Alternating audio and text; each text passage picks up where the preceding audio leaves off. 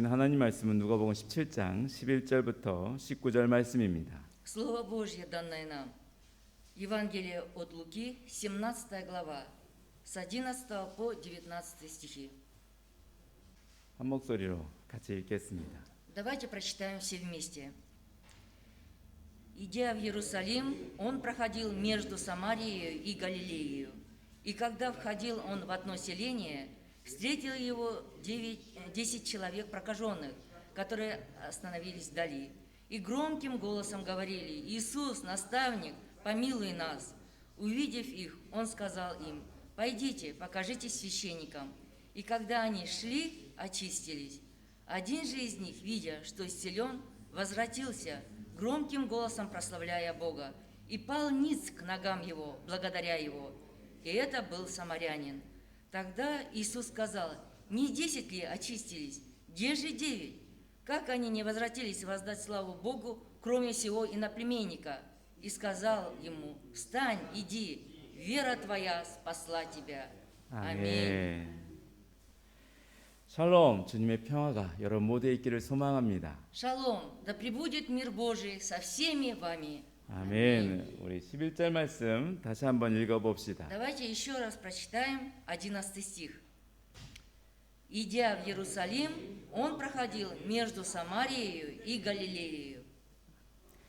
오늘 말씀의 사건은 예수께서 예루살렘으로 가실 때 일어난 일입니다. В сегодняшнем слове говорится о событии, которое произошло, когда Иисус направил путь свой в Иерусалим. 누가복음은 처음부터 예수께서 예루살렘으로 향하여 가셨다는 사실을 반복해서 증거하고 있습니다. Евангелие от Луки с самого начала неоднократно свидетельствует о том, что Иисус направил свой путь в Иерусалим. 우리 9장 51절 말씀 함께 읽어봅시다. Давайте прочитаем от Луки 9 главу, 51 стих.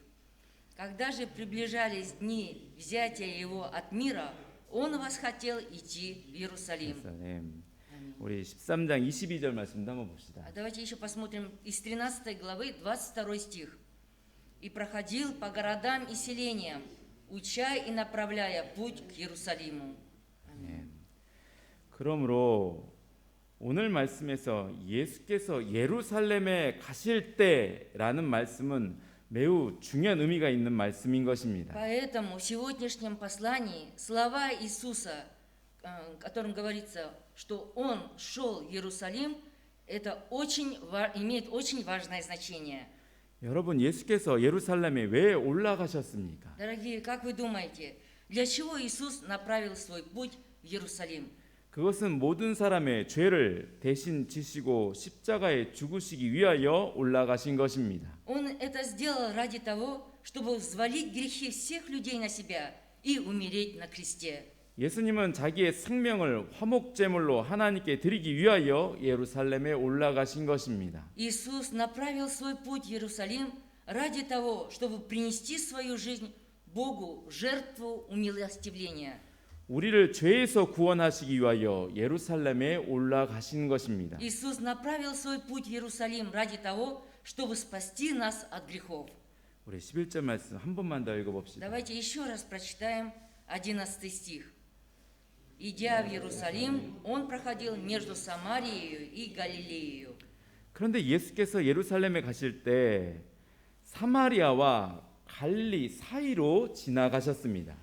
Но когда Иисус шел в Иерусалим, он проходил между Самарией и Галилеей. 여러분, 사마리아는 사마리아인이 사는 땅이고 갈릴리는 유대인이 사는 땅입니다. Дорогие верующие, мы должны знать, что Самария – это земля, на которой жили самаряне, а Галилея – это земля, на которой жили иудеи. 그 당시 유대인은 스스로 자신은 하나님의 백성이라고 생각했던 사람들입니다. В те времена евреи считали самих себя Божьим народом. 그러나 사마리아인은 당시 유대인으로부터 멸시를 받는 사람들이었습니다. И в те времена самаряне были презираемы иудеями. 왜냐하면 사마리아인은 역사적으로 이방 민족과 섞인 사람들이기 때문입니다. Потому что самаряне исторически были людьми, которые смешались с язычниками. 그래서 유대인은 사마리아인과 서로 상종하지도 않았습니다. И поэтому евреи не сообщались с самарянами. 그런데 유대인이신 예수님께서 왜 유대 땅을 지나가시지 않고 사마리아와 갈릴리 사이로 지나가셨을까요? Но почему Иисус, являясь иудеем, то есть евреем, проходил между Самарией и Галилеей? 사실은 예수께서 먼저 유대 땅으로 가셨습니다.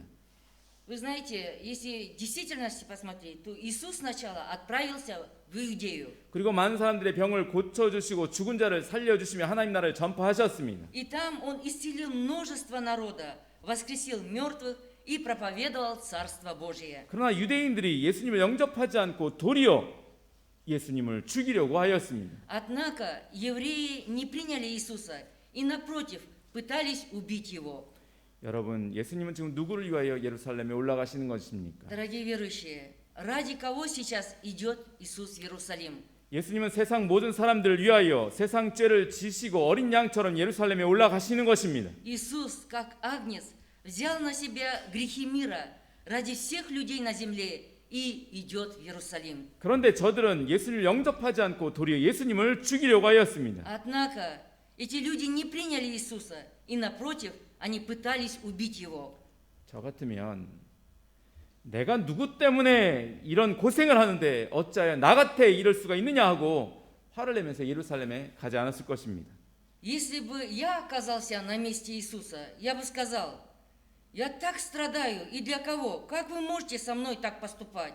И разозлился бы на них, и ни в коем случае не пошел бы в Иерусалим. 그런데 그럼에도 불구하고 예수님은 예루살렘에 올라가시려 했던 것입니다. Но несмотря ни на что, Иисус направляет путь свой в Иерусалим. 그래서 예수님은 사마리아와 갈릴리 사이로 예루살렘에 가셨던 것입니다. И вот Иисус, идя в Иерусалим, проходил между Самарией и Галилеей. 우리 12절 말씀 한번 읽어봅시다. И когда входил он в одно селение, встретили его 10 человек прокаженных, которые оставались вдали. 여기에 보면 한 마을이 나옵니다. Здесь говорится одно селение. 근데 그 마을이 이름도 없습니다. И вот, знаете, даже нет названия этого селения. 나병 환자 10명이 그곳에 살고 있었습니다. И в этом селении жили 10 прокаженных. 유대 땅도 아니고 갈릴리 땅도 아닌 그곳에 한 마을이 있었습니다.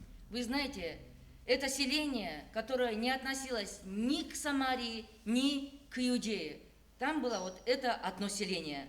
여러분, 그 10명의 나병 환자들은요, 유대 땅에서도 버림받고 사마리아 땅에서도 버림받은 사람들입니다. И эти 10 человек, они были как отбросом общества.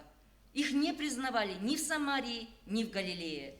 그러니까 사마리아와 갈릴리 그 사이에 있는 마을에 10명의 나병 환자가 살고 있었던 И 것입니다. вот в одном из селений, которое находилось между Самарией и Галилеей, жили эти 10 прокаженных. 여러분, 그 경계에 살고 있는 사람은 얼마나 외롭고 고통스럽게 산 사람인지 우리는 잘 모릅니다. Вот представьте себе, да, положение этих людей, которые жили на границе между двумя городами. Как им было тяжело и какое одиночество они испытывали. 여기서도 버림받고 저기서도 버림받는 그 사이에 사는 사람들은 너무나 고통스러운 사람들이었습니다. Представьте себе, эти люди жили на границе, которые были отвержены одними людьми и были отвержены другими людьми. 어디에서도 그들을 받아주지 않았습니다. Нигде их не принимали. 생명과 죽음의 경계에 있는 사람들은 얼마나 고통스럽겠습니까? Вы можете представить, люди, живущие на границе между смертью и жизнью, да, как им трудно и печально. 그런데 예수님이 그 사이로 지금 지나가고 계신 것입니다. И вот Иисус именно проходит между этой границей. 갈릴리 유대 사람도 미워하고 사마리아 사람도 미워하는 그 사이의 길로 예수님이 지금 걸어가고 계신 И 것입니다. вот сейчас Иисус идет по этому пути, когда Действительно, одна сторона не принимает других, и другая сторона не принимает первых. 아무도 찾지 않는 그 사람들을 향해 주님이 걸어가시는 것입니다. И Иисус идет к тем людям, которые отвержены, которых никто не ищет. 그때 나병 환자 10명이 예수를 만났습니다. И вот тогда 10 прокаженных встретились с Иисусом. 그 중에 9명은 유대인이며 그 중에 1명은 사마리아인이었습니다. И среди них 9 человек были иудеями, и один из них самарянин. 10명의 나병 환자는 예수님께 가까이 갈 수 없어서 멀리 서서 소리를 높여 말하였습니다. 10 прокаженных не могли приблизиться к Иисусу, поэтому они остановились вдали и громким голосом говорили: 예수 선생님이여 우리를 불쌍히 여겨 주시옵소서. «Иисус, наставник, помилуй нас». 우리 14절 말씀 함께 읽어봅시다. Давайте прочитаем 14 стих. Увидев их, он сказал им: «Пойдите, покажитесь священникам». И когда они шли, очистились. 주님은 나병 환자들에게 가서 제사장들에게 너희 몸을 보이라고 말씀하셨습니다. Господь сказал этим прокаженным: «Пойдите, покажитесь священникам». 나병 환자들이 제사장들에게 가는 이유는 자신이 깨끗하게 되었다는 것을 증명하기 위하여 가는 것입니다. Причина, почему прокаженные должны были пойти к священникам, это для того, чтобы доказать, что они очистились. 아직 자신의 몸이 깨끗하게 되지도 않았는데도 주님의 말씀만 믿고 가라는 것입니다. Пока их тела еще не очищены, но Господь говорит им идти туда и показаться священникам. 10명의 나병 환자는 주님 말씀을 믿었습니다. 10 прокаженных послушали слово Господа 그래서 주님의 말씀을 믿고 제사장들에게 갔습니다. и, поверив в слово Господа, пошли к священникам. 그들은 가는 도중에 모두 깨끗함을 받게 И 되었습니다. когда они шли, очистились. 여러분, 저들이 모두 깨끗하게 된 것은 주님이 저들을 불쌍히 여기셨기 때문입니다. Дорогие святые, все они очистились потому, что Господь жалился над ними. 저들이 모두 깨끗하게 된 것은 주님이 저들의 죄를 모두 용서하시고 받아 주셨기 때문입니다. Все они очистились, потому что Господь простил все их грехи и принял их.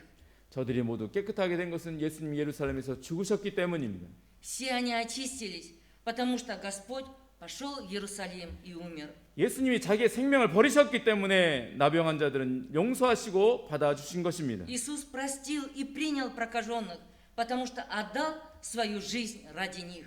예수님이 아무 희생 없이 저들을 용서하시고 받으신 것이 아닙니다. Это не означает, что Иисус простил их и принял их, ничем не жертвуя. 여러분, 우리는 아무 희생 없이 다른 사람을 용서할 수 없습니다. Дорогие, мы не можем прощать других людей, если я ничем не пожертвую. 우리는 아무 손해가 없이 다른 사람을 받아줄 수 없습니다. Мы не можем принять других людей, если я в чем-то ущемляю себя. 우리 주님은 자기의 생명을 버리심으로 죄인들을 불쌍히 여기셨습니다. Наш Господь проявил жалость к грешникам, отказавшись от своей жизни. 그리고 그들을 받아주셔서 그들을 깨끗하게 치료하여 주셨습니다. И Он принял этих людей, очистил их, исцелил. 그런데 그 중에 한 사람만이 자기가 나은 것을 보고 큰 소리로 하나님께 영광을 돌리며 예수님께 돌아왔습니다. Но только один из них, видя, что исцелен, возвратился к Иисусу и громким голосом прославлял Бога. 그 사람은 사마리아 사람이었습니다. И это был самарянин. 우리 15절, 16절 말씀 읽어봅시다. Давайте прочитаем от Луки 17 главу 15-16 стих. Один же из них, видя, что исцелен, возвратился, громким голосом прославляя Бога, и пал ниц к ногам его, благодаря его. И это был самарянин. 여러분, 여기서 이 사마리아 사람이 어떻게 하나님께 영광을 돌렸는지 살펴보기를 원합니다.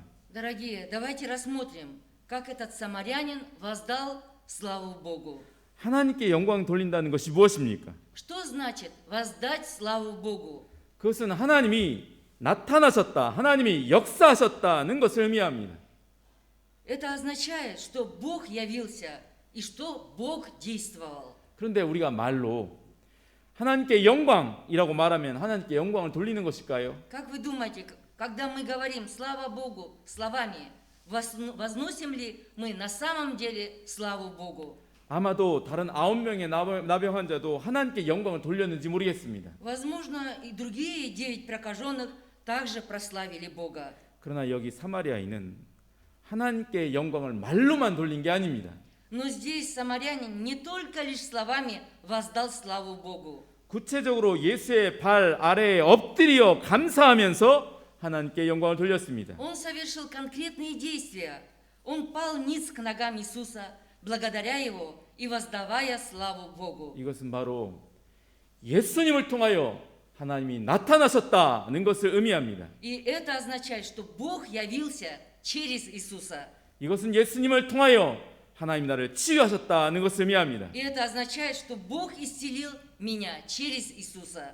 하나님이 사람이 되어서 나에게 오셨다라는 것을 의미합니다. Это значит, что Бог пришел во плоти человеческой. 여러분 이것이 중요합니다. И это, дорогие, очень важно.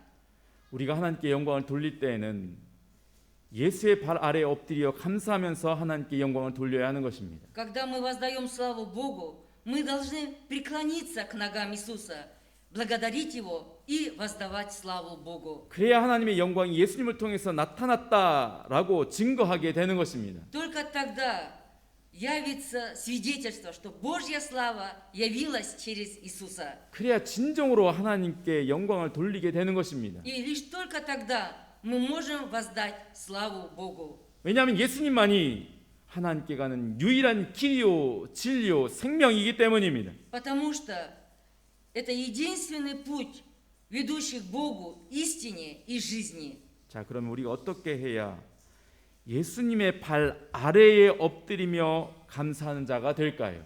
Итак, как мы должны поступить, чтобы таким же образом быть людьми, кто падает к ногам Иисуса и благодарить Его? 예수의 발은 어떤 발입니까? Стопы ног Иисуса. Что это за стопы? 예루살렘에 올라가시는 발입니다. Это стопы ног, ведущие в Иерусалим. 예수님의 발은 자기를 희생하기 위하여 예루살렘에 올라가는 발입니다. Стопы ног Иисуса – это стопы, которые ведут в Иерусалим для того, чтобы принести себя в жертву. 그러므로 예수님 발 아래에 엎드렸다는 것은 예수님이 자기를 희생하신 것처럼 나도 희생하겠다는 것입니다. И поэтому пасть к ногам Иисуса означает, я должен также жертвовать собой, как Иисус пожертвовал собой. 그것은 예수님이 자기를 희생하여 남을 용서한 것처럼 나도 자기를 희생하여 남을 용서하겠다는 것입니다. Это значит, как Иисус пожертвовал собой и простил других, я должен также жертвовать собой, чтобы прощать других. 그것은 예수님이 자기를 희생하여 남을 받으신 것처럼 나도 자기를 희생하여 남을 받아주는 것입니다. Подобно тому, как Иисус пожертвовал собой, чтобы принять других, я тоже должен также пожертвовать собой, чтобы принять других. 왜냐하면 예수님으로부터 나타난 모든 하나님의 영광은 그가 예루살렘으로 올라가는 길 중에 나타난 것이기 때문입니다. Потому что вся полнота Божьей славы открылась в Иисусе, открылась по пути Его следования в Иерусалим. 예수님이 자기를 희생하기 위해 예루살렘으로 올라가는 그 길 도중에 모든 치유와 회복의 역사가 일어났기 때문입니다. Потому что все действия исцеления и восстановления были явлены по пути следования Иисуса в Иерусалим для того, чтобы принести себя в жертву. 여러분 누가 진정으로 하나님께 영광을 돌리는 사람입니까? Дорогие, кто воистину воздает славу Богу? 그는 말로만 하는 자가 아니라 예수께 돌아와 예수님 발 아래에 엎드려 감사하는 자입니다. Это тот человек, который говорит не только словами, а тот, кто возвращается к Иисусу, падает к ногам Его и благодарит Иисуса. 예수님처럼 자기를 희생해 남을 용서할 수 있는 사람입니다. Подобно Иисусу, он жертвует собой, чтобы прощать других. 여러분 어떤 사람에게 하나님의 영광이 나타납니까? Дорогие, какому человеку является слава Божья? 어떤 사람에게 하나님의 은혜와 치유의 역사가 나타납니까? Какому человеку является Божья благодать и действие исцеления? 예수님의 발 아래에 엎드리는 사람입니다. тому, кто падает к ногам Иисуса. 예수님처럼 나를 희생해서 남을 받아주는 사람입니다. Подобно Иисусу, такой человек жертвует собой, чтобы принять других. 그러한 사람에게 놀라운 하나님의 영광이 나타날 것입니다. И такому человеку откроется удивительная Божья слава. 우리 17절부터 19절 말씀 읽어봅시다. Давайте прочитаем 17 главы, 17 по 19 стих. Тогда Иисус сказал: не 10 ли очистились, где же 9? Как они не возвратились воздать славу Богу, кроме сего иноплеменника? И сказал ему: встань, иди, вера твоя спасла тебя. Аминь. 아멘. 예수님이 10명의 나병 환자가 다 깨끗함을 받은 것을 아셨습니다. Иисус знал, что все 10 прокаженных очистились. 그러나 진정으로 하나님께 영광을 돌리기 위하여 예수님의 발 아래 엎드리는 한 사람에게 구원을 선포하셨습니다. Но для того, чтобы воздать истинную славу Богу, Иисус провозглашает спасение тому человеку, кто падает к ногам Его. 이 말씀은 많은 사람들이 복음을 만나기는 하지만 진정한 구원에 이르는 사람은 적을 것을 말하는 것입니다. Эти стихи говорят о том, что многие люди встретят благую весть, но истинного спасения достигнут немногие. 많은 사람이 복음을 통하여 육적인 은혜를 받기는 하지만 인격적으로 예수님을 아는 자가 적을 것을 말합니다. Это говорит о том, что многие люди через благую весть получают физическую благодать, но мало кто знает Иисуса лично. 만약 어떤 사람이 주님의 은혜로 자신의 병이 낫고 몸이 건강하게 되었다고 하여도 구원은 받지 못할 수 있다는 것입니다. Если какой-то человек по милости Божьей исцелится от болезней и станет здоровым, но он не может получить спасение. 만약 어떤 사람이 주님의 은혜로 수많은 기적을 체험하였을지라도 구원을 받지 못할 수도 있다는 것입니다. Если какой-то человек по милости Божьей испытает бесчисленные чудеса, но он не может спастись. 중요한 것은 주님과 인격적인 관계를 맺어야 하는 것입니다. Самое главное – это завязать личные отношения с Господом. 주님의 발 아래에 엎드려 주님께 감사하는 자가 되어야 하는 것입니다. Мы должны пасть к ногам Господа, чтобы стать человеком, благодарным Господу. 주님처럼 자신도 희생을 통하여 남을 받아주는 사람이 되어야 하는 것입니다. Подобно Господу, я должен быть человеком, который отдать себя в жертву, чтобы принять других людей. 여러분, 나는 지금 어떻게 하나님께 영광을 돌리고 있습니까? Дорогие, а как я сейчас воздаю славу Богу? 예수님의 발 아래에 엎드려 감사하면서 하나님께 영광을 돌리고 있습니까? Воздаете ли вы славу Богу, склонившись у ног Иисуса, благодаря Его? 예수님의 희생의 발을 통하여 하나님의 은혜와 영광이 나타난 것을 믿고 감사하고 있습니까? Вы верите и благодарны за то, что Божья благодать и слава открылись нам через жертвенные ноги Иисуса. 그렇다면 예수님의 희생의 발을 귀하게 여기십시오. Если так, дорожите жертвенными стопами Иисуса. 그 발에 입맞추며 나의 가장 귀한 것을 그 발에 부으십시오. Поцелуйте Его ноги. И то, что является самым драгоценным для вас, возлейте на ноги Иисуса. 주님처럼 나를 희생하여 다른 사람들을 받아 주십시오. Подобно Господу, жертвуйте собой и принимайте друг друга.